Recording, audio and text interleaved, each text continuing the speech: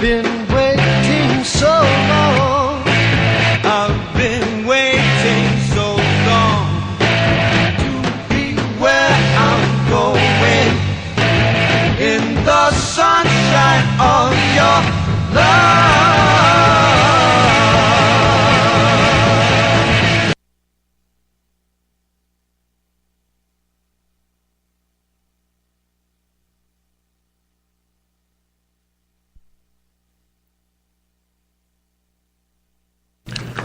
Alrighty, we're back. Thanks for staying with us. Officially episode 373. Holiday grab bag, we're calling it. Did we discuss what we're going to talk about when we came back? I forgot. Right. That's right. As we left at the break, some of the room yelled something about Dana Nessel, and I want to remind everybody about how important it is to consider who is going to be Attorney General in interpreting the laws. I want to remind people that when the Michigan Medical Marijuana Act had passed, it was intended to stop the arrest of individuals who were sick and the people that assisted them. That was proclaimed in the law. This has not happened. In 2016, the legislature wrote an amendment to the law that said, we're sorry that things have been so bad for you. We're going to fix this problem, and we're going to make it go retroactive for people who have been screwed over from our inability to implement the law. And there's only one person you can say, or one target that you can point to as to why it went that way. And that is the Attorney General at the time, or the second, when Bill Schuette took over in 2010, he drove what was the intentions of the Michigan voters to protect patients and caregivers into oblivion. And it's taken a lot of time to even try to write the law from Court of Appeals opinions, and still every single potential loophole from those opinions is being utilized still to try to pull people out of immunity in a really, really offensive way. So what I'm saying is, even though we believe in the law and we believe in the power of the people to write ballot initiatives, when it comes right down to it, there's a person who is a political position that has an extreme power in the authority of the enforcement of the laws in the executive branch. As I've heard it discussed, even as she recognizes how important it is. It's the attorney that's going to sue the federal government if you're going to oppose some crazy thing that goes on out of the White House. But being in that position, it is from there that the direction of policy is made, the interpretation of law. The attorney generals have the authority to write opinions, and that opinion is to be deemed their rules and regulations if they're government agents. It may not apply in courts, and it may not have any authority on anyone else, but within the community of government officials, those opinions have meaning. And there's only one person that is going to have any meaningful change in effect to implement the people's will if there's going to be legalization or adult use, and that is Dana Nessel. And I can't emphasize enough. What were we going to talk about? All right, no. So, Chad, what's the story? How do people get signed up? Let's talk about that. And then we have Steve Miller, who intended a Q&A with her... A fireside chat. An opponent in the Democratic race. And this is very important that people understand this. Who's running for them? Who's running for the Republicans, I should say? Tom Leonard? Tom Leonard. All right. Or Shipmaker. Oh, yeah. And she is horrible. She is really bad. All right, so Shoit. in order for Dana to have a chance to win in the Attorney General's office, she has to be the nominee of the Democratic Party. There's a current candidate running against her named Patrick Miles. Patrick Miles is not a person that we would want to embrace, that I would suggest the cannabis community, the medical cannabis and cannabis reform community, would even think about embracing as a candidate. And let me tell you why. Number one is that he's a former, he still is a Western District U.S. Attorney appointed by Obama. He prosecuted patients that people know in the community. He sent them to federal prison for several years. He didn't blink an eye at it. He certainly wasn't leading the charge and said, I don't want to prosecute this. He was the policymaker. It was his decisions of what cases were going to be prosecuted or not, and he went full force. I think the Western District had, there's like 1824, something like that, federal prosecutions, unlike the Eastern District. Barbara McQuaid took a different approach. I understand she's supporting him, by the way. You hear that? She is. She wrote there was a letter that was published, and she had glowing reviews of him. Shame on her. Nevertheless, he has been out of the community trying to play this position of people's will. That's as far as it'll go. And he's been dishonest in some of the questions that have been asked to him of whether he actually prosecuted patients and caregivers. And he said, no, he didn't, unless there were special conditions such as other drugs involved in the trafficking, right? That's exactly and what he said. And we know of examples that did not have those facts in them, and he prosecuted anyways and sent these people to prison. So he's not been honest. I went crazy on this a couple weeks ago because I think it's not just terrible from a political standpoint, but as a lawyer who is, you can't, I don't know. The courtroom, people don't get away with the crap. They're supposed, I'm going to say, they're supposed to get away with the crap that sometimes a politician can say no one's challenged him. You have a transcript to pin him down on it and say, hey, you said this before. We lying then or we lying now. But it's in court. It's some control of that so people can't, flip flop and change around. Ultimately, that's what's supposed to lend itself to. But he has.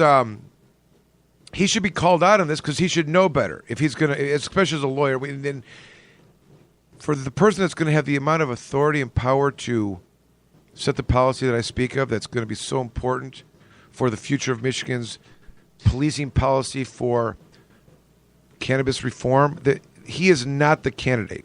He alluded to the ever so famous, it's not your Woodstock marijuana anymore. It's He's dishonest. Highly potent, dangerous. One corner of a gummy bear causes a grown man He to really fears hallucinate. marijuana.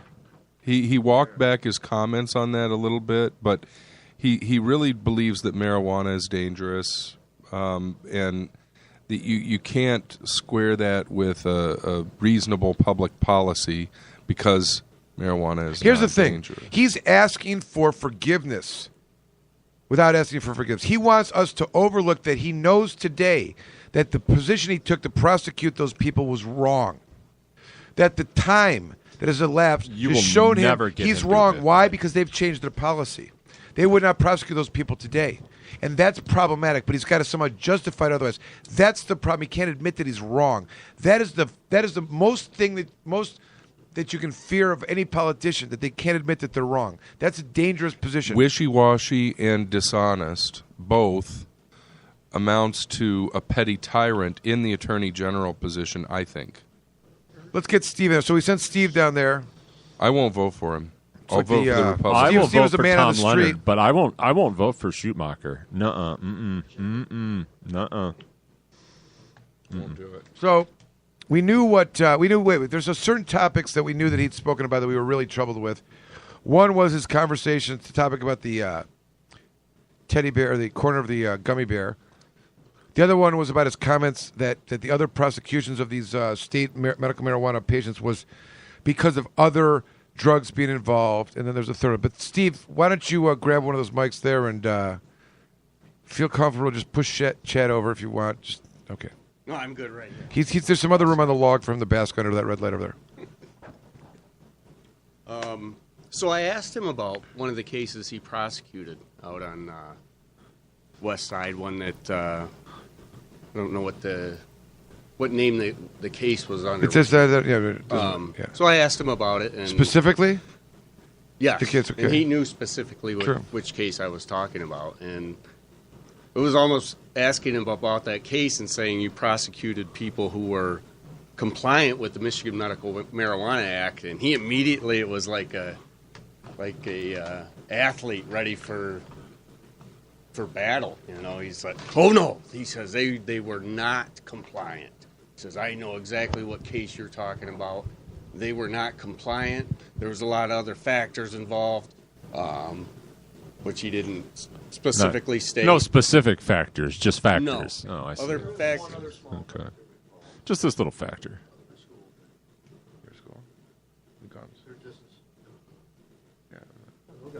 We can't hear you guys with your sidebar. It's not good radio. Sorry about the sidebar. Doesn't matter. We're just trying to keep it straight. So There's no guns involved. but he was dead set, and his competitive nature came out in him, and he was adamant that they were not in compliance with the act, and furthermore, they pled guilty. So that means they're guilty, and clearly. they serve the term. Because everybody that pleads guilty is guilty, right? Isn't that the way it works? All their evidence was suppressed. Right. It works in 98% of federal cases, that's for sure. That's weird. So you could see his competitive nature come out about that case, and he, Well, we know that that's not what he said the first time. Let's be honest. He said there's got to be other factors. He said as drugs. Other drugs. Not in compliant.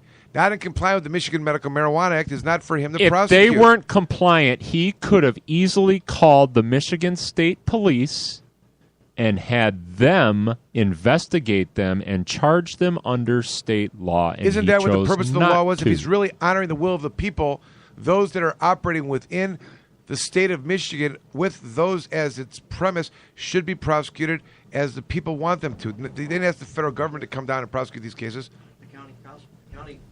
The county prosecutor refused the case because they were compliant under state law. Gee. That's why the feds had it. Well, there you go. There you go. There you go. Total states' right, guys. States' rights. Oh, There's no, only- No federalism here. There's only one way to remedy this, folks, and that is to get Dan and Nessa. Hold on, do we tell all the story? We're not ready for the plug yet. Well, I mean, the full plug. Keep going. Did he tell the other two parts of the story? The questions? You finished all three? No, Yes, go ahead. So I asked him about that case. We talked about that. And I asked him specifically about his interview with Tim Skubik, in which he talked about eating the ear off a gummy bear can make an adult person extremely high. Hallucinate. Extremely. Say hallucinate? Was it? Did he say? No, make a grown man high. And just specific. And he said, "Well, I answered the question wrong. I intended it that my intentions were that some of the products they make, the marijuana infused products, have a high content and they're candies and things that kids would be attracted to, and we shouldn't market these things to kids." Well, that seems like that's a reasonable interpretation of what he said. Yeah. Too bad it's not based in reality. It was clear what he said. He said, just the ear. I mean, bring up the clip. Just the ear. Just the ear. Get it up. You got it? Well, I'll bring it up. Chad, where is it? Well, this Tanya Scheitenmaker was one of the sponsors of the roadside saliva drug. Nice. Because we need more of that. More police encounters on the road. She is one of the ones that... How could the police support her? They're asking. She's asking of the police to put themselves at risk more often. We don't need more police encounters. We want to keep police officers safe.